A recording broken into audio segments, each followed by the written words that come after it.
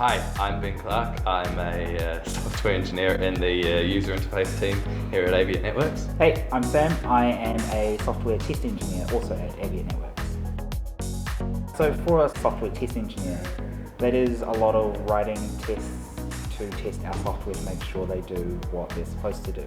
A lot of the times it would be reading requirements, writing tests, talking to developers on what our device is supposed to do, and then I make sure the devices do what they do on paper.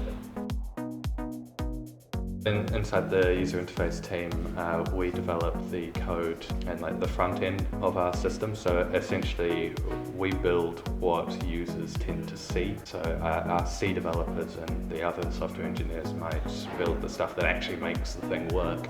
But we put a nice shiny finish on the front of it so that everyone can use it easily.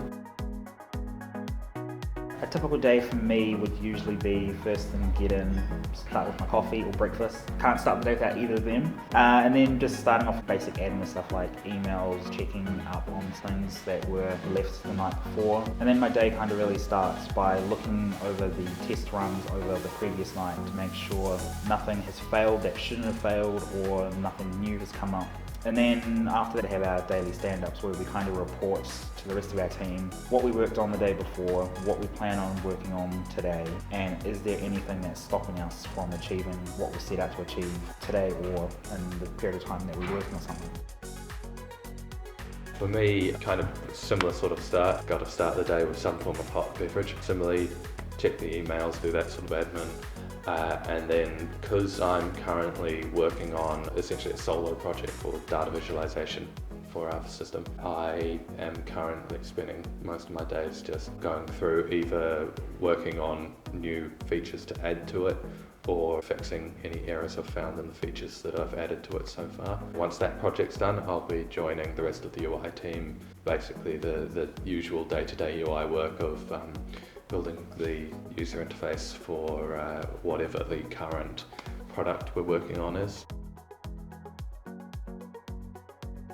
It was a few things in high school for me actually. I tried it out because, computers in early high school, and then I really started to enjoy the sort of logical approach to a lot of it, because at the end of the day with software, if there's a problem, it's most likely you've misunderstood the logic of the system rather than the system's done something wrong. The fact that you can lay it out logically and generally figure out exactly what's going on really appealed to me. Then and I had a really fun, digital tech was what they called it at high school, and I had a really fun teacher through years 11 through 13 who really inspired me to keep it up.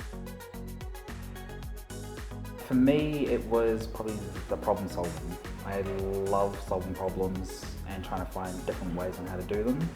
And software engineering, to be honest, was probably the one that didn't have the most maths in them, because I'm not too good at maths. But it has a lot of other aspects to it that made it very interesting. So that's kind of why I pursued software engineering. I think the thing that I love the most is getting thrown into the deep end into a challenge. So most couple of weeks we start a new project and you probably have never seen it before or worked on it, and you'll look at it and you'll think, I've got no idea how to do it, but somehow by the end of the sprint, couple of weeks, you've figured it out or it's somehow working. So it's seeing something from nothing coming to something that's actually working is quite exciting for me. In my opinion, there's probably a couple of things. One, it's not really like it is in high school or it is like uni.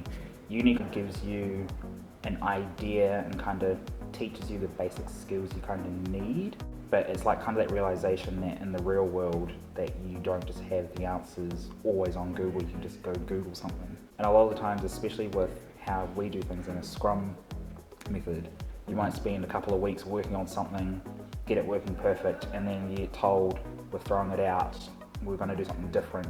You kind of just feel like I've just wasted all this time. Yeah. But It's kind of good though, because it allows the team to kind of know, okay, this didn't work because of this reason, so next time we won't use this because of that reason, kind of thing. Yeah. Another downside, which it isn't everywhere in the industry, but there are some companies that are like, okay, show us your side project, show us what you're doing in your spare time. So be aware that there is areas of the industry where if you're not really passionate and you're doing this in your free time, there are some places where that can negatively affect your chances of getting a job. I did software engineering with honours at Victoria University. In fact, I have just graduated officially as of this week. Why, thank you. Doing software engineering, you are signing up for software engineering, you are going into university, you are doing software papers and engineering papers, and that's it. You don't do other things. Engineering is very a set thing. Whereas computer science is more, allows you to have a bit more freedom compared to software engineering. So I did computer science at the University of Canterbury. So for my computer science degree, I did a few papers in physics, one paper in music, but most of my papers were targeted into more of the algorithms and networking side of software engineering. It is possible to get into this without a degree, but that's again going back to being one of those passionate people who did it all, learnt it all in their spare time. The main thing with software is be ready and really enjoy problem solving, because that's when you really simplify down what software engineering is. It's just problem solving. They can be very hard problems and very difficult to figure out exactly what they are, but at the end of the day, it's just a problem that you have to figure out the solution for.